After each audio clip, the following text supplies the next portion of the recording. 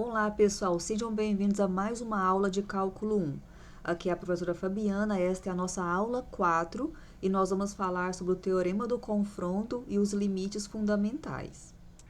Bom, o Teorema do Confronto ele é muito usado no cálculo e também em análise para confirmar o limite de uma função através da comparação com outras duas funções cujo limite é facilmente calculável. Então, vamos observar aqui o que diz esse teorema. Sejam f, g e h três funções com o mesmo conjunto domínio, e estas funções obedecem à seguinte propriedade: a função g de x é maior ou igual que f de x e menor ou igual que h de x no intervalo de p menos a até p mais a. E, além disso, o limite de f de x quando x tende para p coincide com o limite de h de x quando x tende a p e os dois sendo igual a L. Então, quer dizer que nessas condições, o limite da função g de x, quando x tende a p, também será o L. Como exemplo, nós temos as funções que estão esboçadas nesta imagem, que são as funções f em vermelho, a função h em azul e a função g em verde. A função f é o menos módulo de x. Este menos aqui que tornou possível esse gráfico ficar aqui, ó, com imagens negativas, por causa desse menos. A função verde é o x seno de 1 sobre x, que é uma função cujo limite já é um pouco mais complicado, né, de ser deduzido, de ser calculado. E a função h de x é o módulo de x, onde já temos apenas valores positivos. Então, como a função g de x está sempre entre as funções f e h, e quando x tende para zero, as funções f e h têm limite igual a zero, a função g também terá limite igual a zero. Esse é o que o teorema traz para a gente. Bom, vamos ver aqui um exercício. Nesse exemplo, a função h não foi dada explicitamente, mas nós apenas sabemos que ela está entre as funções menos x ao quadrado mais 3 e x ao quadrado menos 1 sobre x. E nós queremos calcular o limite de h quando x vai para 1. Então, de acordo com o teorema, nós vamos calcular o limite das funções das extremidades desta desigualdade.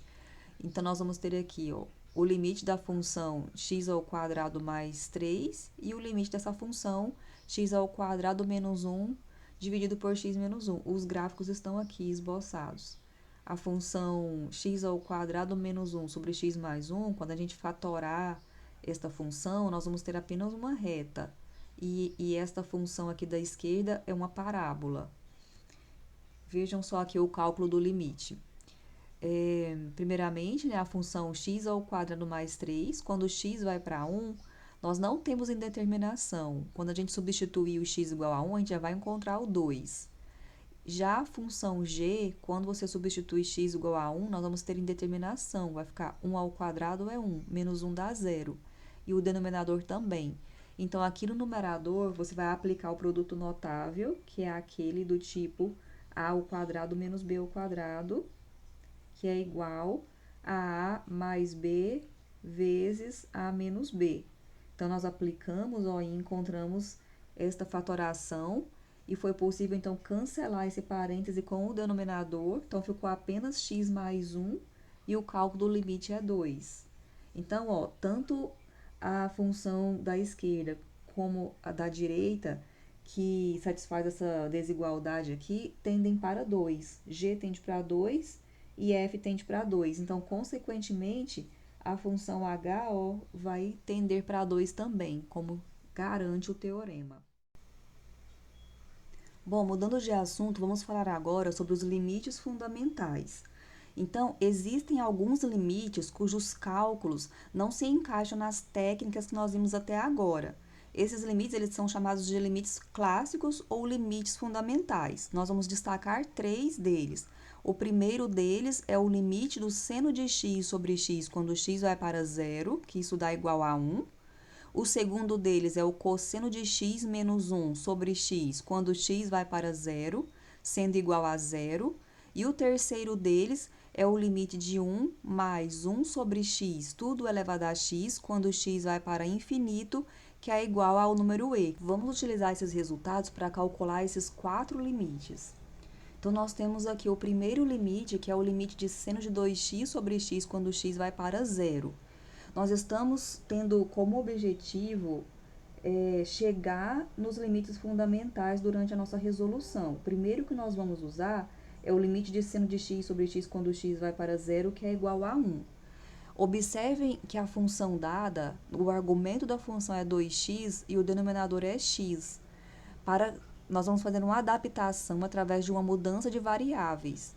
Então, nós vamos olhar para esse 2x e nós vamos chamar de u. Então, u é igual a 2x, nós vamos mudar toda a nossa função para a variável u. Então, dessa forma, esse x do denominador, ele também deverá ser substituído. Então, na mudança de variáveis que você fez, que é u igual a 2x, nós devemos isolar o x.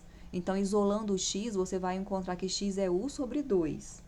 Então, olha só, com isso, você consegue substituir esse 2x e substituir esse x. Agora, vamos olhar para cá, que também tem x, né? X tendendo para zero.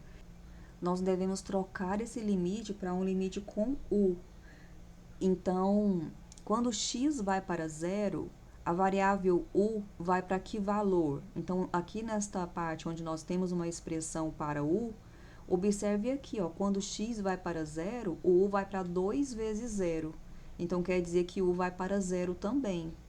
Então, dessa forma, a gente consegue substituir toda a expressão por uma nova expressão que não tem mais a variável x, que tem agora apenas a variável u.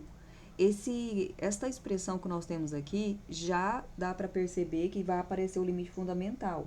Esse denominador, nós daqui para cá, para o próximo passo, nós aplicamos apenas a divisão de frações. Nós conservamos a primeira fração e multiplicou pela inversa da segunda.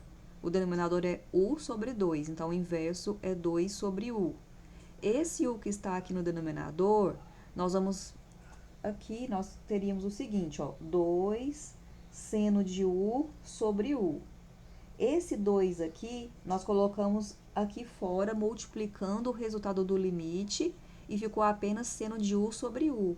E agora, nós já podemos utilizar o resultado que nós temos, que esse limite de seno de u sobre u, quando vai para zero, é igual a 1. E assim, a gente conclui a questão. Aí, lembra de multiplicar pelo 2, né? E assim, a gente finaliza. A nossa próxima questão é seno de 3x sobre seno de 4x quando x vai para zero.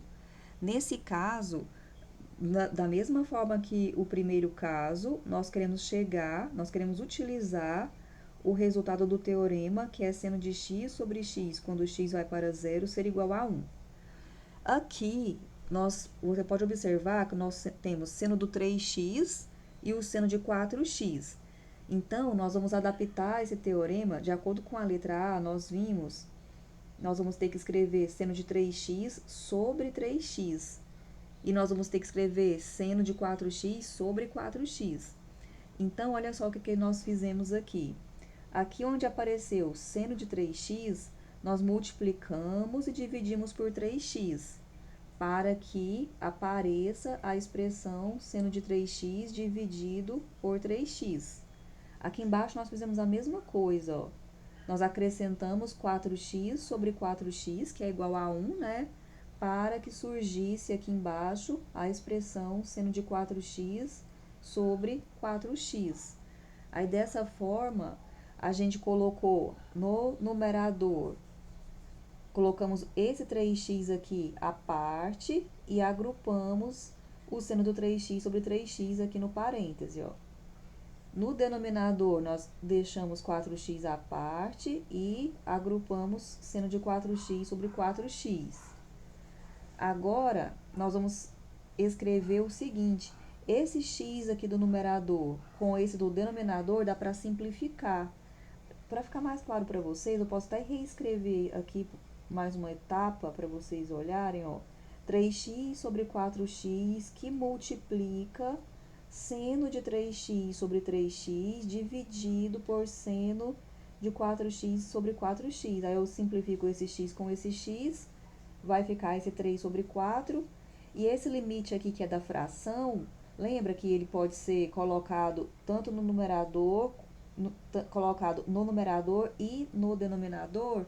E aí, em cada numerador e denominador aqui, você vai aplicar o resultado do teorema, ó. Teorema não, os limites fundamentais, né? E aí vai ficar igual a 1, dando aí o resultado final, certo? O nosso próximo exemplo é tangente de x sobre x. Aqui nós vamos utilizar o fato da tangente de x ser igual a seno sobre cosseno. Então, seno de x sobre cosseno de x. Aí nós vamos substituir e vamos ter aqui essa expressão. Aqui nós vamos aplicar a divisão de frações. Então, vai conservar a primeira fração e multiplicar pela inversa da segunda. Esse 1 sobre x a gente colocou aqui antes, para não correr o risco de você querer multiplicar com o argumento da função, né? Esse seno de x aqui é uma coisa só, não vai desmembrar esse x aí do seno nem do cosseno. Então, muito bem, dessa forma, você já observa, ó, que se você usar esse x com esse seno, já vai aparecer aquela função do limite fundamental. Então, nós vamos fazer isso, ó, nós escrevemos o seno de x sobre x, e o que sobrou aqui para a gente multiplicar é esse 1 com esse cosseno, certo? Esse 1 com esse cosseno. Aí, nós escrevemos aqui. Agora, nós vamos... Lembra da propriedade de limite do produto? Então, vai ser limite de cada parcela, limite desse e limite desse. Então, nós vamos ter limite de 1 sobre cosseno e limite de seno de x sobre x. Quando o x vai para zero, o cosseno de zero é 1. Vai ficar 1 sobre 1, que é esse 1 aqui. E nesse daqui, que é o limite fundamental, vai para 1. Então, você vai ter 1 vezes 1, que é igual a 1. E para a gente finalizar, nós temos agora limite de 1 mais x elevado a 1 sobre x quando o x vai para zero. Nós vamos fazer aqui uma mudança de variáveis, porque nós queremos chegar no limite fundamental que foi apresentado, que é limite quando o x vai para infinito, de 1 mais 1 sobre x elevado a x, que é igual ao número e. Então, nós temos aqui, ó, esse x, nós vamos trocar por 1 sobre u, 1 sobre t. Agora, nós escolhemos t, 1 sobre t. Então, nós fizemos essa mudança de variáveis. Dessa forma, esse 1 sobre x, para você encontrar, você pode fazer o seguinte, ó. Você pode multiplicar, se você ficar com dúvida, né? Pode multiplicar aqui, vai ficar x vezes t é igual a 1, aí passa o x dividindo 1. Então, t é igual a 1 sobre x. Olha, aí você já consegue encontrar 1 sobre x. Ou você vai lá e observa, eu quero 1 sobre x, mas o x é 1 sobre t. Então, você faça a continha. X sobre 1 sobre t é igual. Conserva a primeira e multiplica pela inversa da segunda, que é t. Certo? Então, você consegue chegar aí nesse resultado de algumas maneiras, tá? Então, você já conseguiu, então, trabalhar no expoente e aqui nesse x. Agora, vamos trabalhar aqui, ó, no x tendendo a zero. Você tem que isolar o t, então, o t você vai usar daqui, ó. t é igual a 1 sobre x. E agora, você vai aplicar o limite, vai fazer isso aqui, ó, x tendendo a zero. Quando esse x aqui tende para zero, essa fração toda vai tender para que valor? Lembra quando o denominador vai ficando cada vez menor, por exemplo? 1 dividido por 10 a menos 100. Aí você leva esse termo para o numerador, fica sem positivo. Como cresceu, né?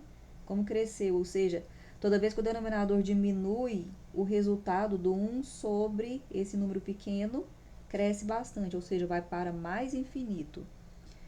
Então, quer dizer, ó, que quando você... Aqui eu errei, ó. T tendendo a mais infinito de 1 mais 1 sobre t, elevado a t, que é o nosso e, certo? Vamos corrigir essa parte aqui, ó, que ficou sem colocar corretamente, certo? Então, aqui a gente termina a nossa aula de hoje e agora vocês devem praticar com os exercícios. Até a próxima aula.